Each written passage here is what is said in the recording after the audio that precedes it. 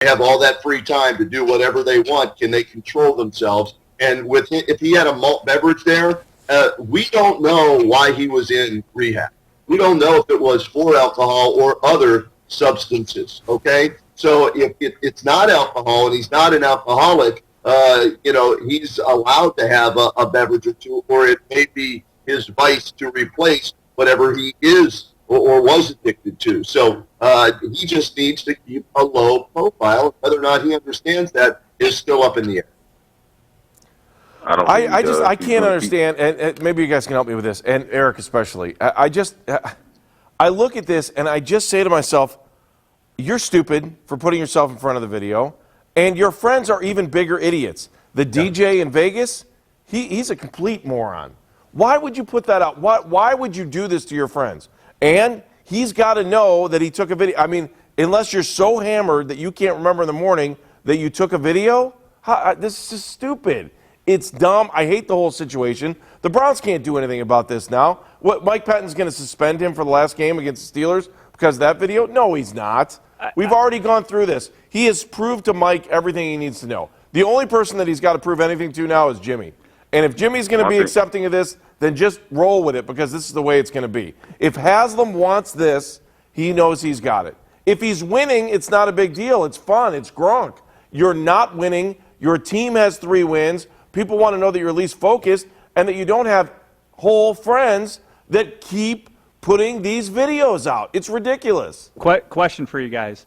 Do you guys put any blame on Coach Mike Pettin or General Manager Ray Farmer for not having control of their players? I know it's outside off the field, but you also got the incident over the weekend with Deontay Sanders and Armani Bryant. They're coaches. They're not babysitters. Listen, if you got fired tomorrow, should we blame your manager? Should we blame, like, if I kicked you off the show right now, which is what I feel like doing. No, I'm just kidding. If I kicked you off the show today, is it my fault? If you did something stupid, you had a gun in your car or illegal drugs, is it my fault? No. No. You can be a man. Yeah. I'm tired of this young. Be a man. Just don't hang out with idiot friends that are going to put videos out there. I don't think it's that hard. Kenny. At the end of the day, he's at home in his own confinement, behind his own walls. You don't have to tape everything that you do. Why incriminate yourself for everything that you do? It's the most retarded thing you can do. And your friends are not their friends if they're going to keep putting you on film and putting you in front of everybody in the public eye to see, oh, I'm a drunk or I'm a this or I'm a that. It's not fair to him, but at the same time, he's still got the same idiot friends around him. He's like exactly, Pierre. That's the point. It's just like, don't blame Johnny Manziel, blame Ray Farmer and Jimmy Haslam who drafted him. In this case, don't blame his friends, blame Johnny Manziel who allows his friends to stay around and take these videos. And Paula brings up an interesting point. She's looking at the video. She thinks we can't hear both of you at the same time. Man. Go ahead, Pierre. I mean, that's why Justin Bieber got kicked out. We got kicked out when he was in California because him and his friends kept doing the dumb things. But he was allowing his friends to do it.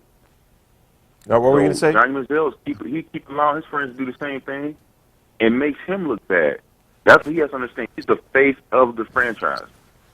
You can't do that as the face of the franchise. That's why if I were Mike, I'd kind of be like, hey, you know what, Mike? We appreciate what you've done over 2 years.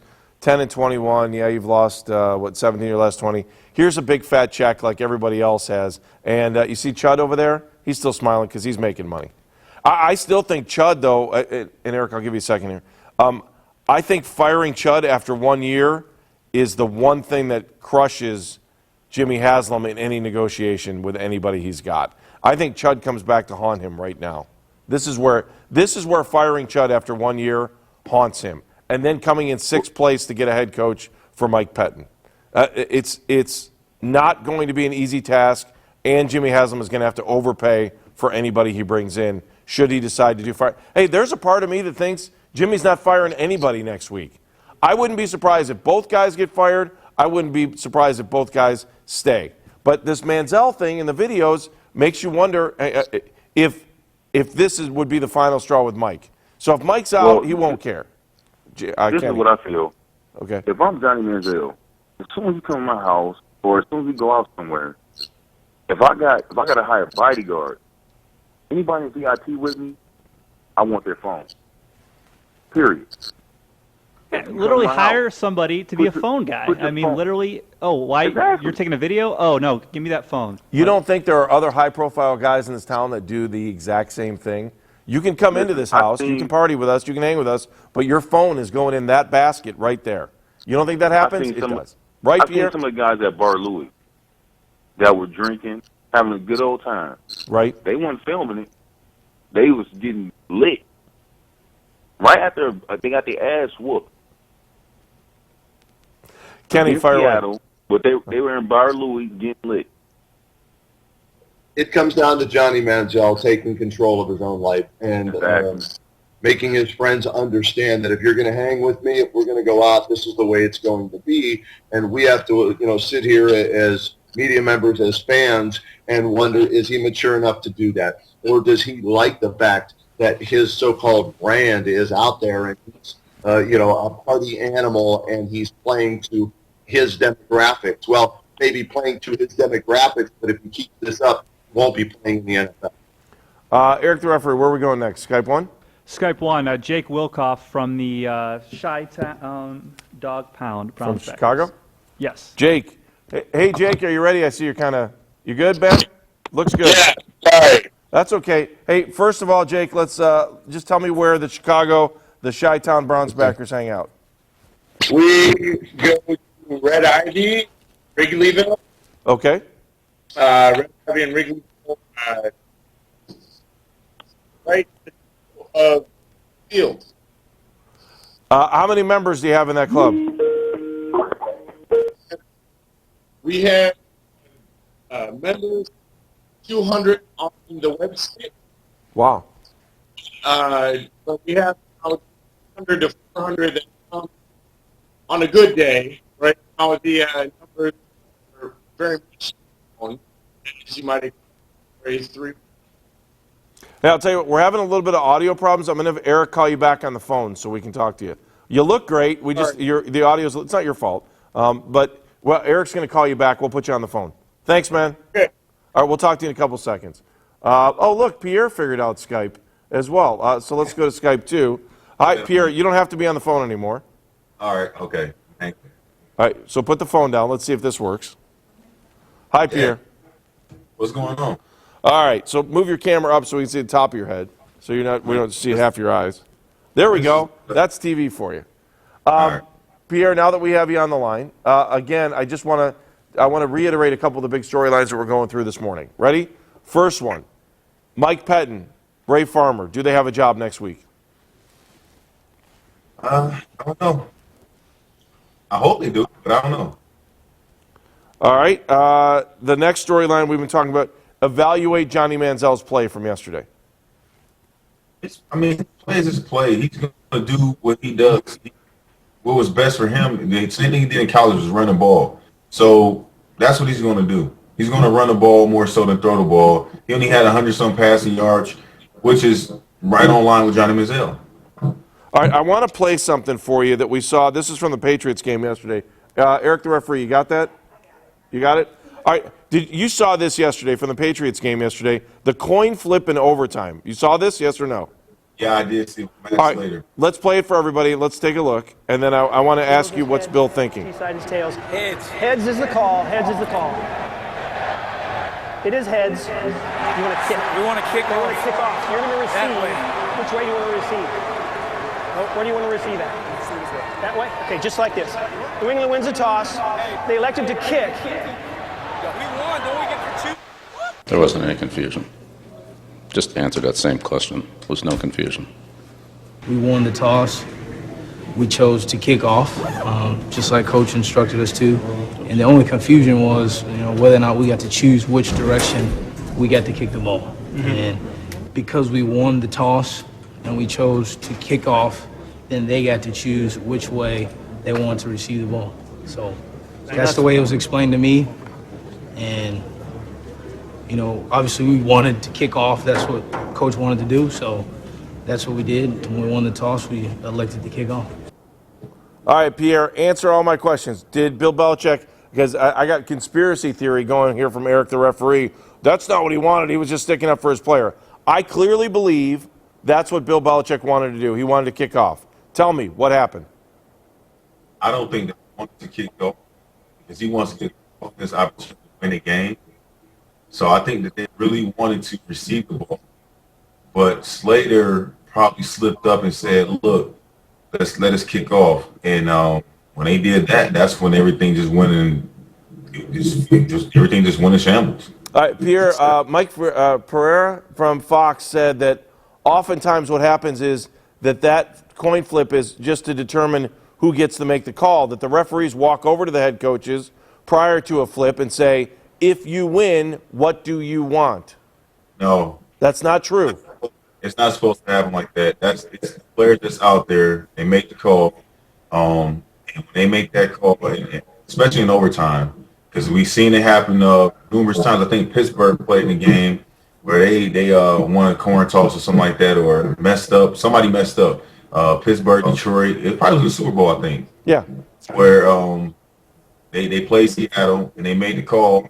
It's almost like the same thing with Matt Slater yesterday. Slater said he wanted to receive the ball, but instead he said he kicked it off. So they didn't get the choice of which way they wanted to kick the ball off from, which I'm pretty sure happened because of the wind down there in East Rutherford. I don't know. Bill's reaction afterwards, don't you think Bill would have been upset if he made the wrong call? You know Bill better than anybody else in this conversation. Don't you think Bill would have been upset? He's not going to throw anything under us. That's not Bill. He's not going to do that at all. That's one thing I can say about Belichick that Mike Pettin had done. So there's no way Bill throws anybody on the bus.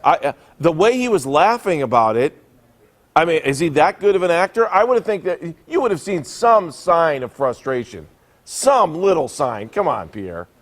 Listen, what he's going to do is give Matt Slater some humble pie in a meeting, a team meeting, and he's going to just say, you know what, you're a smart player, you know better. So the next time, this is what we'll do forever.